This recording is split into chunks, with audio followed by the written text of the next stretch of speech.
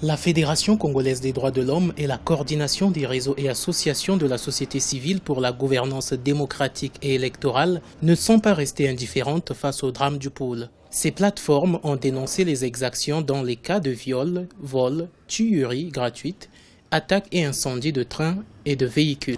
Mais ce que nous sommes en train de vivre, quelles qu'en soient les motivations, des actes posés dans le département de Pôle sont des actes inadmissibles, inacceptables et intolérables. Voilà pourquoi c'est des actes qu'on ne peut que condamner. Si les tels actes peuvent se multiplier sur l'ensemble du territoire national, mais le Congo va cesser d'exister.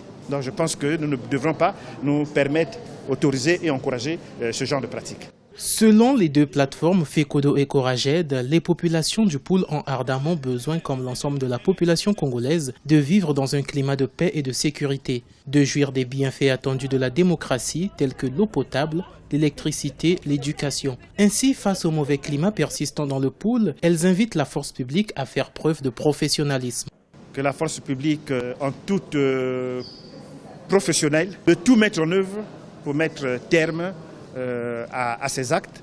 Donc en arrêtant le révérend pasteur Ntoumi, puisqu'il y a un mandat d'arrêt contre lui, et de le mettre à la disposition de la justice, où il devrait avoir droit à un procès équitable, où tous ses droits à la défense et même le principe de la présomption d'innocence devaient être observés. La FECODO et la Coraged estiment que la paix, la sécurité et la quiétude figurent au nombre des droits dont doivent jouir les peuples dans un système démocratique. Elles invitent par conséquent les acteurs de la crise à se ressaisir et à comprendre que la démocratie ne signifie pas l'anarchie, les atteintes délibérées aux droits des autres citoyens.